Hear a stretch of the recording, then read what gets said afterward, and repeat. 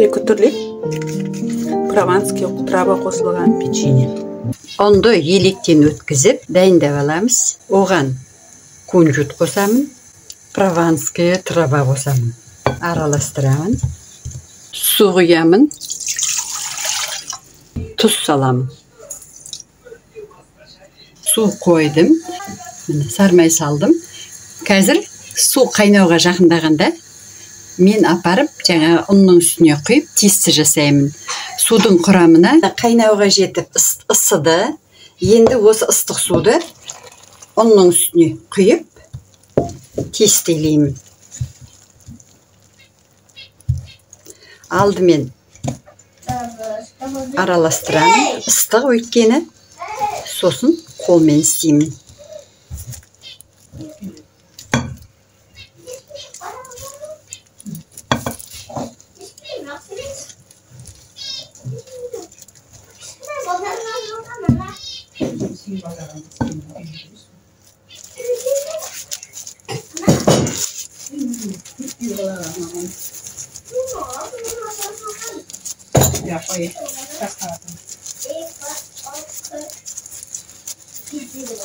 Енді қолмен істеймін. Қолдарыңыз күйіп қалмасын, сақ боласыздар ғой. Ыстық су мынау.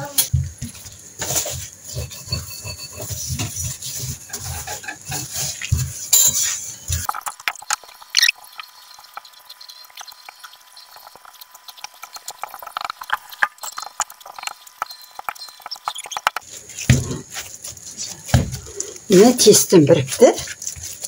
Енді кішкене тынықтырып аламын. Бір 10 минуттай қойып тынықтырып аламын.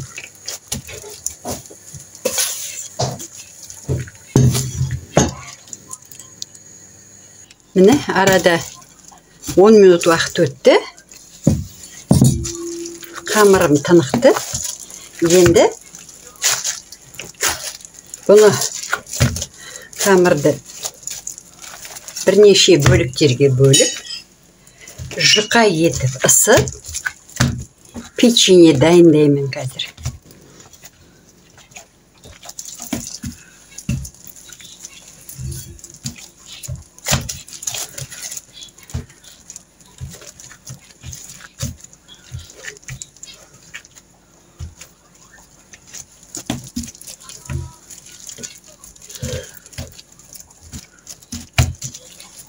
Алған бөлінген қамырларды бетін жауып қоя тұрамын. Пешті 180 градусқа қыздырып қоя беруге болады қазір. Өте жұқалап самын. Қамырды жұқа етіп ыссаңыз, печенье қытырлақ болады. Ал кішкене қалыңдау қылып, 1 сантиметрдей қалыңдау қылып сатын болсаңыз, онда печенье жұмсақ болады. Осы печеньені менің балдарым өте сүйсініп жейді. Пісірші әже дейді отырады күнде. Солардың көңілін қалдырмай, күнде осылай пісіремін. Өте дәмді болады. Өздеріңіз пісіріп көріңіздер. Мынандай өрнекті немен де кесуге болады былай.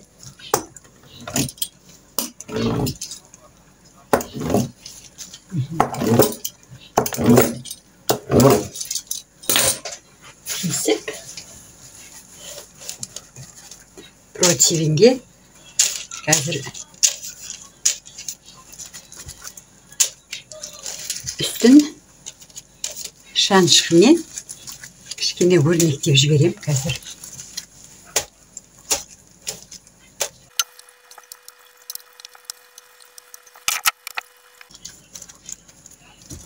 Бетіне кішкене бай өрнектер салып жіберейін. Көтерілмес үшін тесті.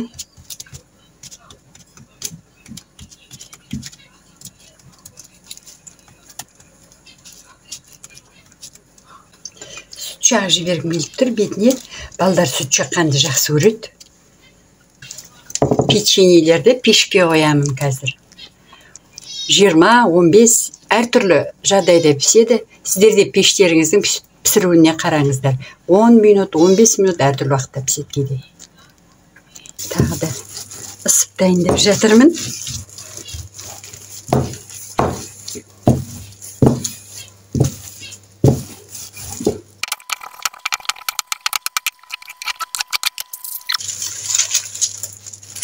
Қағаздың бетіне дайындап сала берейін. Қазір пештегі піскенде орнына сала қоямын.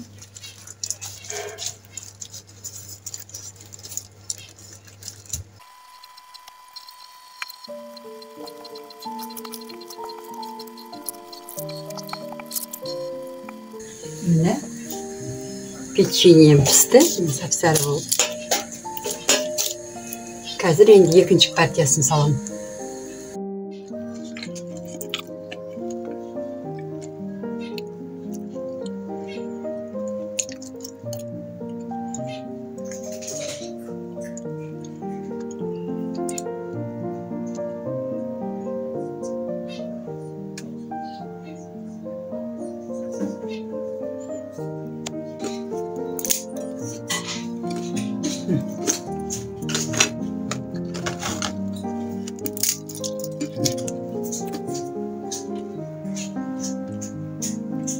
Өте пайдалы.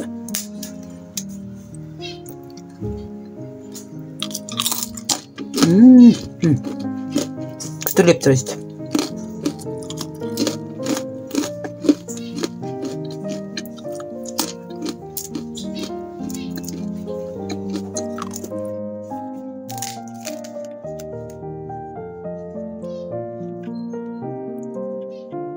Осындай күтірлеп прованский трава қосылған.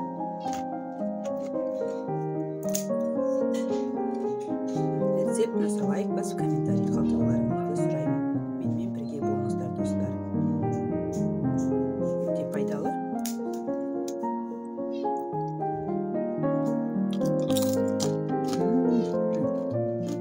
Күтірлеп тұр өсті.